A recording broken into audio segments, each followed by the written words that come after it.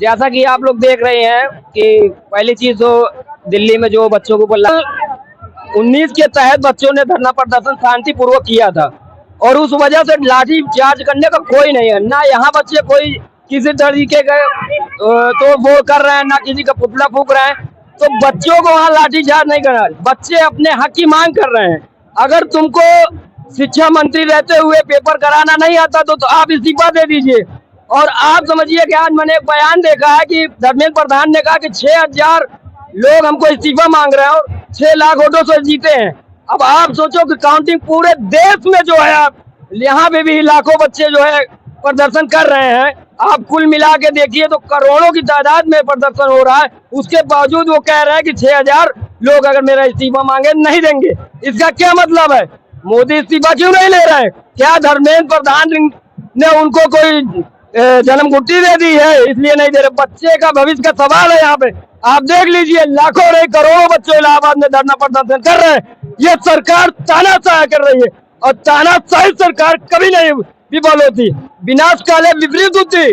जब लीडर की मौत आती है तो वो हमेशा जो है शहर की ओर भागता है। मोदी जी तो बोले थे कि हम बच्चों को पेपर पेन से करवाएंगे, रिजल्ट सामने आएगा। अरे रिजल्ट तो सामने आया, लेकिन सवाल ये बात का है कि 3 लाख बच्चे ने परीक्षा छोड़ दी और 20 से 25 बच्चों ने आत्महत्या कर ली। इसका जिम्मेदार कौन होगा?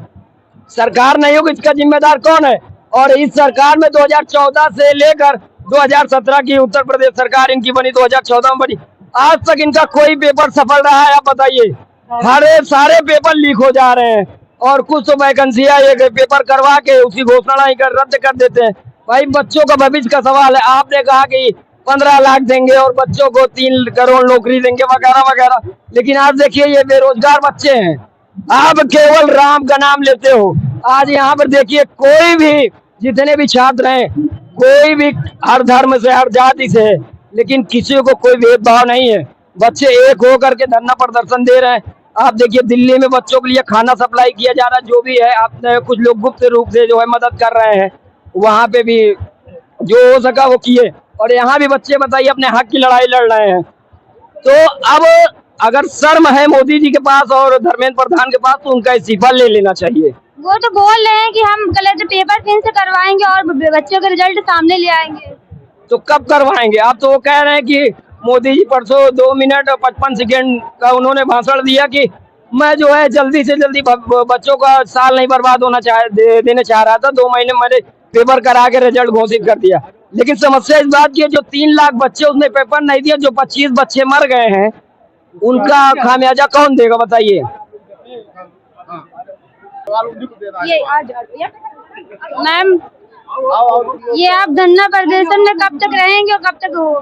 जब तक कि जो है धर्मेंद्र प्रधान का इस्तीफा नहीं हो जाता। ये अननेगोशिएबल डिमांड है।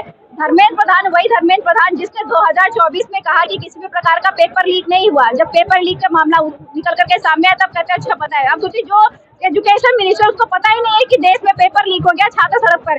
2026 के अभी क्या कहा धर्मेंद्र प्रधान ने? अभी धर्मेंद्र प्रधान ने कहा कि ये जो बच्चे प्रोटेस्ट कर रहे हैं ना, जो ये छात्र है, ये आतंकवादियों की बी टीम है। मतलब ऐसा हमारा एजुकेशन मिनिस्टर जिसके जो है हाथ में छात्रों का भविष्य है, वो उन्हीं छात्रों को आतंकवादी कहता हो। ऐसा एजुकेशन मिनिस्टर देश क्यों रखा हुआ है? ये भाजपा सरकार उसको बचा करके क्यों रखी हुई है? उससे तो तत्काल इस्तीफा ले लेना चाहिए। तो धरना प्रदर्शन चलता रहेगा। आप कल्पना करिए कि 12 सालों में लगभग 200 के करीब पेपर लीक हुए। जब धरना प्रदर्शन चल रहा है तब भी देश में 2 पेपर लीक हो गए धरना प्रदर्शन के बीच में। और इन 12 सालों में 1,30,000 छात्रों ने आत्महत्या की है। आत्महत्या की पेपर लीक की वजह से, एग्जाम में इरेगुलरिटीज की वजह से। तो जो ये 1,30,000 छात्रों ने आत्महत्या की, ये सरकार द्वारा हत्या है। ये सरकार ने हत्या कराई हुई है। तो इस सरकार को इस्तीफा तो देना ही पड़ेगा, कहीं तो चलना पड़ेगा ना। जो एजुकेशन मिनिस्टर है जिसके समय में इतने पेपर लीक हो रहे, पूरा देश का छात्र क्या चाह रहा है? आज यही चाह रहा है कि धर्मेंद्र प्रधान का इस्तीफा हो, कहीं से बदलाव की शुरुआत हो। भूख हड़ताल पर बैठे, धरने पर बैठे। अभी 20 तारीख को जब पार्लियामेंट में मार्च करने की बात आई तो क्या कह रहे हैं कि हम पैलेट गन चला रहे हैं, लाठीचार्ज कर रहे हैं। आपको अधिकार नहीं देता है कि आप संवैधानिक तरीके से चल रहे आंदोलन में गैर संवैधानिक तरीका नाम नेम प्लेट हटाना कहीं संविधान में आपको इजाजत नहीं देता है। आपने गैर संवैधानिक तरीके से छात्रों के ऊपर में लाठी चार्ज किया, उन पर पैलेट फायर किया, आपने वाटर गन फायर किया, आपने आंसू गैस फायर किए। इन सबके ऊपर भी एफआईआर होना चाहिए। ये आज देश में बहुत जरूरी है कि जितनी अराजकता सरकार द्वारा फैलाई गई है सबका हिसाब हो, और इन सबका हिसाब तभी हो पाएगा जो एजुकेशन मिनिस्टर है धर्मेंद्र प्रधान, उनका इस्तीफा होना चाहिए। उनका इस्तीफा सर्वोपरि है। ये बताए भाजपा सरकार की कौन सी दुखती रग है जो धर्मेंद्र प्रधान दबा रखे है।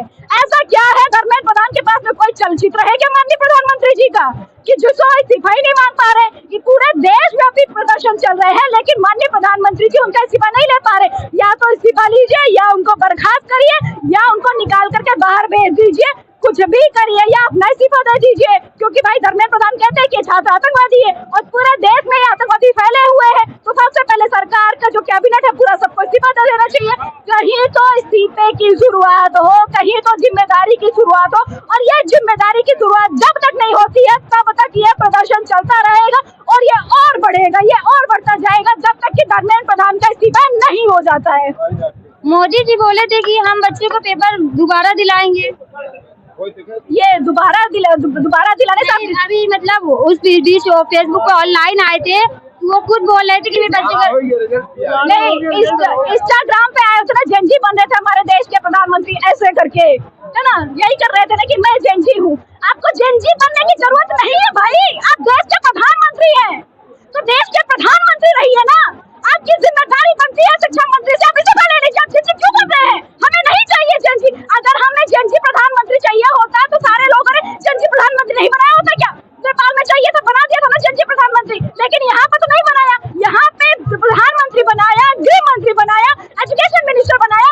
ये लोकतांत्रिक देश है भारत देश। यहाँ पे जो गवर्नमेंट होती है by the people, for the people, of the people होती है। मतलब जनता के लिए, जनता के द्वारा, जनता की सरकार होती है। अब जनता के द्वारा बनाई गई सरकार नहीं चल पा रही है तो उनको हटाया जाएगा। माननीय प्रधानमंत्री जी जेनजी ना बने, माननीय प्रधानमंत्री जी बस देश के प्रधानमंत्री बन जाए और एजुकेशन मिनिस्टर धर्मेंद्र प्रधान जी से वो डील कर ले भैया, चलचित्र जो भी उनके पास में हो वो ले ले, जो भी डील कर ले, लेकिन उनका इस्तीफा ले ले। ये एजुकेशन सिस्टम के लिए सबसे जरूरी है क्योंकि ये हत्यारी सरकार है, इसने छात्रों की हत्या की है। जो सरकार का एजुकेशन मिनिस्टर छात्रों को आतंकवादी कहता हो, ऐसे एजुकेशन मिनिस्टर को देश में कहीं आवश्यकता नहीं होनी, उसको रखना ही नहीं चाहिए देश में।